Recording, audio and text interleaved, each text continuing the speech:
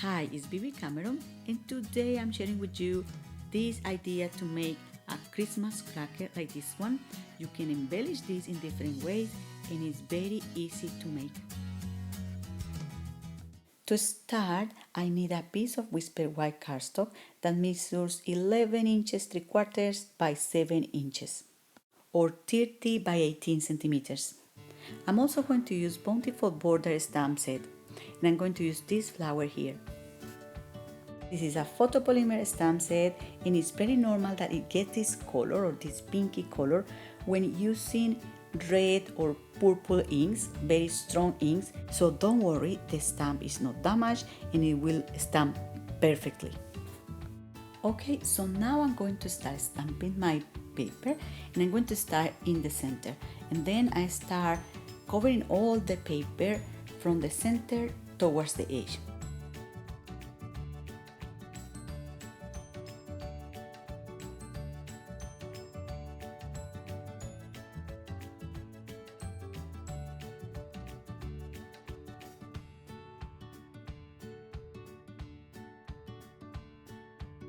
If you like stamping, you will love this. It's so fun to do. So when I have my paper just like that, I'm going to grab my Stampin' Up trimmer, like I'm going to show you here.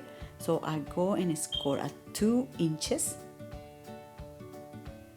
Make sure this paper is perfectly aligned, okay? You need a straight line, a straight scoring line.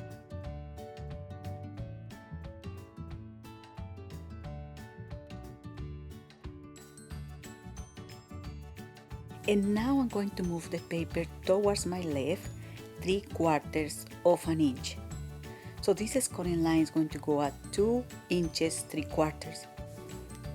Then I move the paper again towards my left 3/4 of an inch and I score again.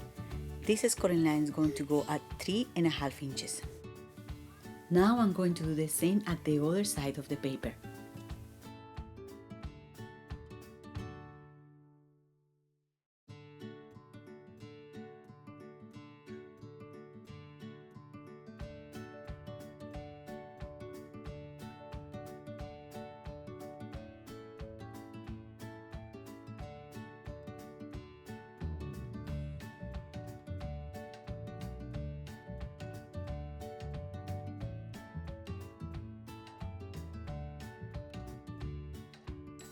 I'm not sure if you can see the scoring lines here, but when I fold these, you will be able to see them anyway.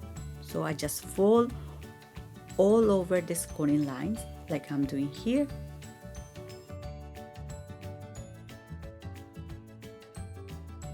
And I need these scoring lines to be very well defined. I really need them to be properly set. So I'm making good pressure with my scoring tool. Once I finish this step, I just need to fold these parts like I'm showing here. You see, just like that. And these parts here are the ones I'm going to punch. And I'm going to do this with the gift bag punch board from Stampin' Up.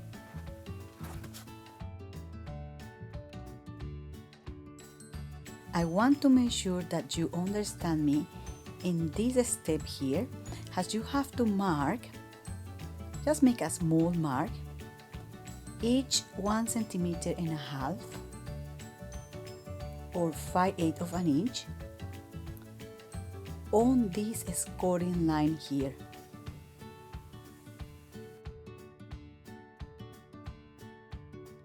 And to make this, try to use a pencil or something you can erase after so you won't see the marks.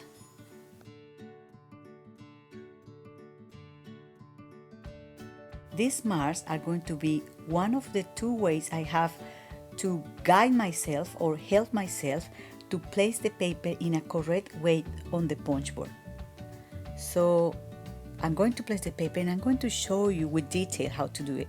So if you see here, this is my mark, and the punch board has this guide as well. I have to align my mark with that part there. You see here, have to be completely aligned. And I have to align the scoring line in my paper with this line here, or this base line in the punch board. And if you see here, the paper is not completely inside that gap, it's just halfway through. Always and always make sure that the scoring line is aligned here. Place the paper in the start line of the punch and start punching. You can use the mark as your guide, but if you are impatient like I am and you want to finish everything quick, there is another way to guide yourself and punch this out quicker. I found out that after punching 3 or 4 times, you can use the paper you already punched as a guide. So I also can use these previous dents I have created with the punch as a reference to know where I have to punch next. So I aligned the top of the paper here with the punch, and I also align the scoring line here with the edge of the punch board there, and then I punch. And I hope you can understand me. It's quite a bit difficult to explain with words, especially when English is not my first language, and I have to say this in all my videos because I'm always wondering if you are understanding me, and because I know my English is not great. So if you cannot understand something I say sometimes, please pay attention to the video and you will find the answer in the images.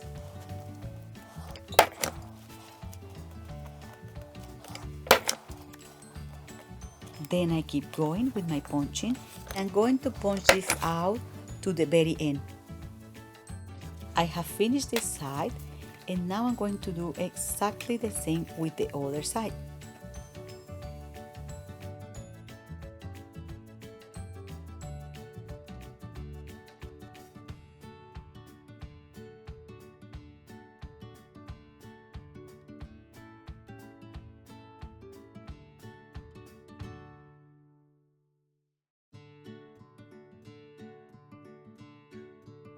I'm done with the punching, and now I'm going to try to give shape to this paper with my hands, because I want this paper to be like this.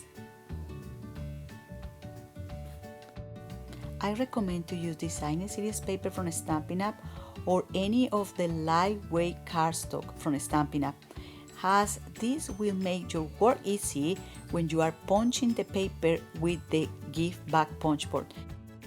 These papers are also easy to manipulate and to give shape. As you can see here, Whisper White cardstock is just great for doing this.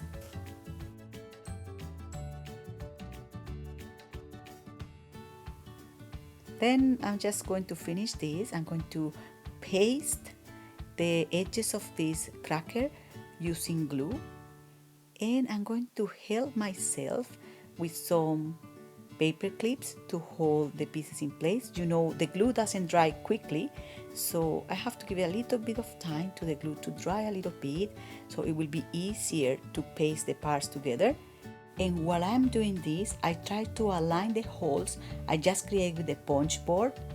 So do your best to try to overlay the paper in a way that those holes match perfectly together, one on top of each other, and then use a scoring tool or something to help yourself to stick those parts together. And to make this process a little bit easier, start pasting the ends of the cracker first, and then you go towards the center. And then you make a little test here, and your cracker is working perfectly. Trust me, it's not difficult to do this, and it's more difficult to get this wrong. This is going to work anyway. So voila, we have a Xmas cracker here, and all we have to do from here is embellish in any way we want. I'm going to show you an idea. I just stamped 3 flowers on Whisper White cardstock, and I just trimmed the edges of them to make them every time a little bit shorter, because I want to overlay them to give some dimension. I just paste them on top of each other with dimensionals, And that's how I create a three-dimensional flower.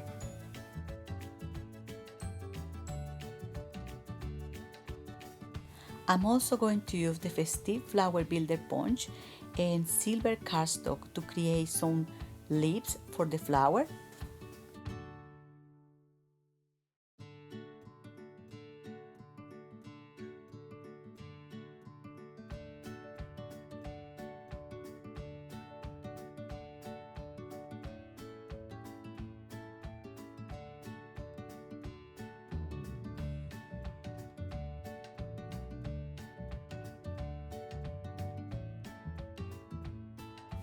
And this is how it looks when all the elements are together. I want this cracker to be exactly this way, so it has a small overture here, a small gap. If you care too much about that gap, you can cover that using a 2 inches circle just to cover this part here. The gap doesn't bother me, so I'm just going to leave it like that. I have used some die cuts and also silver thread to embellish this cracker, but you can do it any way you like. This is all for today. I hope you like this idea, and please subscribe to my channel, visit my blog for more ideas or inspiration, or to order Stampin' Up products anytime. Thank you very much for watching and happy crafting. Bye!